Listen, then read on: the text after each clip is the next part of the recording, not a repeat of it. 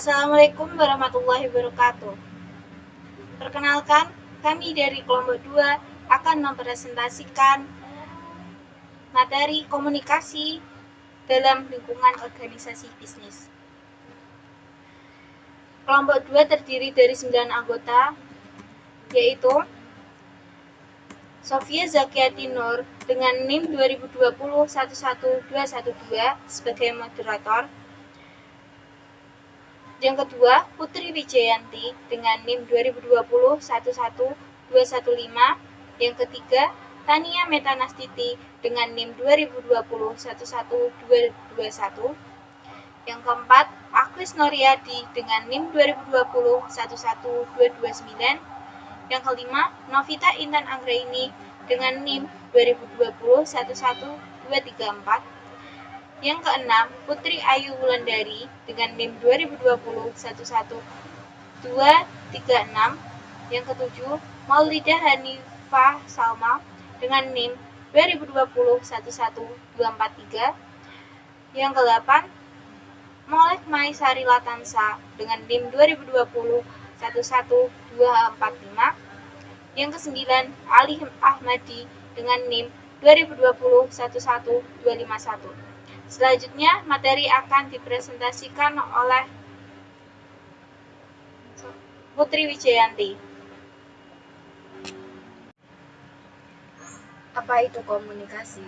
Komunikasi adalah suatu proses penyampaian pesan atau informasi dari suatu pihak ke pihak yang lain dengan tujuan tercapai presisi atau pengertian yang sama.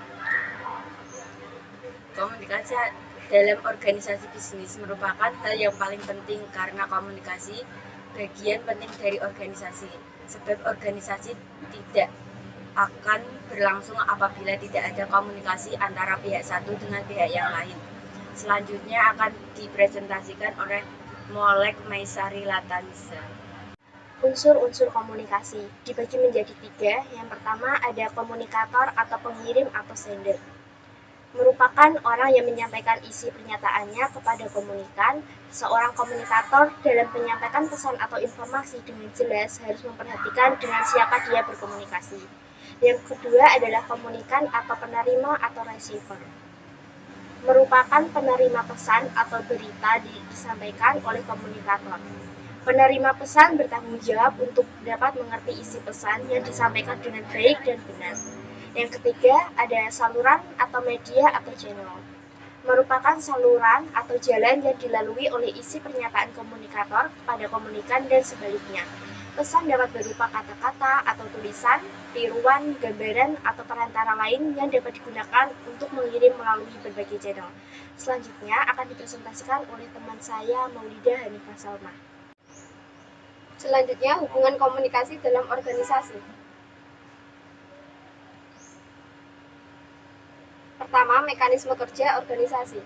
Sebagai sebuah sistem organisasi menyerap masukan atau input dari lingkungan serta melaksanakan proses transformasi atas masukan tersebut menjadi produk dan layanan yang kemudian disampaikan sebagai hasil kerja atau output kepada lingkungan.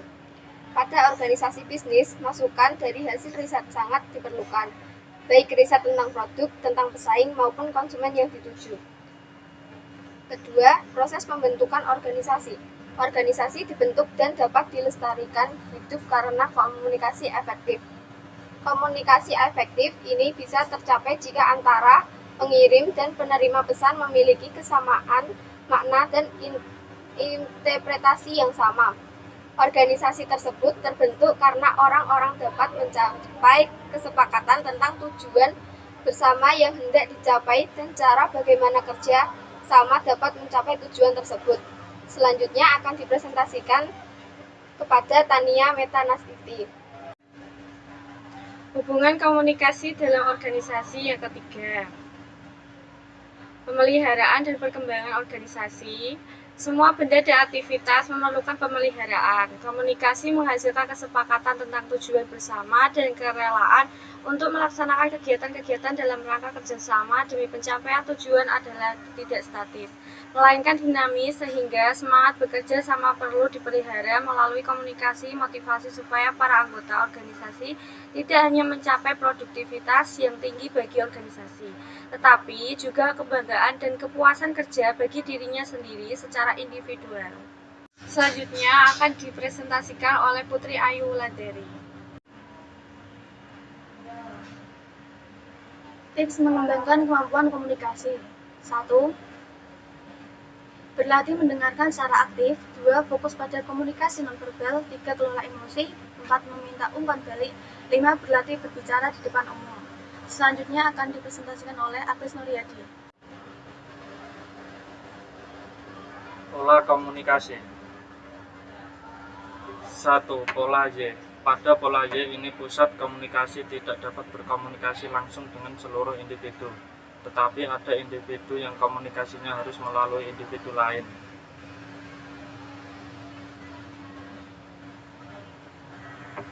Pola roda. Pola roda merupakan komunikasi dengan dua saluran, di mana setiap karyawan akan mengirim dan menerima pesan ke pusat komunikasi. Pada pusat komunikasi akan menerima serta mendistribusikan informasi yang diterimanya.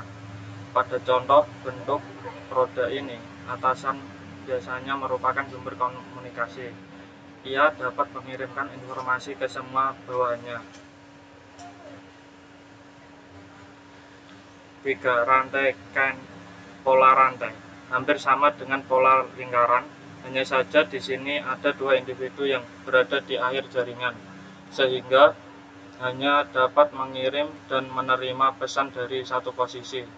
Selanjutnya akan dipresentasikan oleh Sofia. 4. Lingkaran pola. Komunikasi lingkaran memungkinkan masing-masing individu untuk mengirim pesan ke sebelah kiri atau ke sebelah kanannya.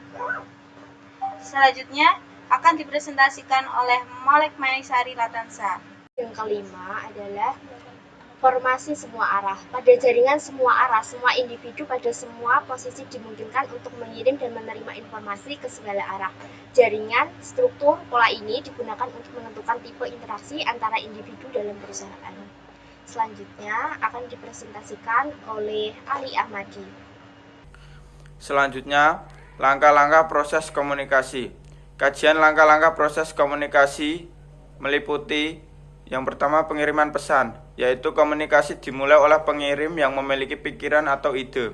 Pikiran atau ide tersebut selanjutnya diolah sedemikian rupa sehingga dapat dimengerti oleh pengirim dan penerima. Yang kedua, menyampaikan pesan, yaitu informasi disampaikan melalui saluran yang menghubungkan pengirim dengan penerima pesan. Yang ketiga, penerima pesan, yaitu penerima harus siap menerima pesan agar pesan itu dapat diolah menjadi pikiran. Yang keempat, gangguan dan balikan dalam komunikasi, yaitu komunikasi dipengaruhi oleh gangguan atau noise atau keributan, yaitu segala sesuatu yang menghambat komunikasi, apakah gangguan itu pada pengirim, pada penyampai pesan, atau penerima. Yang kelima, faktor-faktor situasi dan organisasi dalam komunikasi, yaitu banyak faktor situasi dan organisasi yang mempengaruhi proses komunikasi. Selanjutnya akan disampaikan oleh Novita Intan Anggraini. Proses komunikasi. Proses ini memberikan wawasan yang sangat bermanfaat ke semua bentuk komunikasi. 1. Pengirim mempunyai ide. Anda menyusun ide dan ingin membagikan ide tersebut. 2. Pengirim menyandikan ide menjadi pesan. Ketika Anda memasukkan ide Anda ke dalam pesan, kata, gambar, atau kombinasi keduanya yang akan dipahami oleh audiens, Anda dikatakan menyandikan atau encoding ide. 3. Pengirim pesan melalui media penyebaran. Dengan pesan yang cocok mengekspresikan ide Anda akan menghasilkan dan sekarang membutuhkan beberapa cara untuk menyampaikan pesan ke audiens yang diinginkan. Seperti yang akan Anda baca pada bab 4, yaitu media untuk menyebarkan pesan dapat dibagi menjadi bentuk lisan, tertulis, visual, dan berbagai bentuk elektronik dari ketiga kategori tersebut. 4. Pengirim menyebarkan pesan melalui saluran tertentu. Sejalan dengan teknologi yang terus memperbanyak jumlah pilihan media sehingga sesuai dengan keinginan Anda, teknologi terus menyediakan saluran komunikasi. Sekian presentasi dari kelompok 2. Saya sebagai moderator meminta maaf apabila ada tutur kata yang kurang berkenan. Wassalamualaikum warahmatullahi wabarakatuh.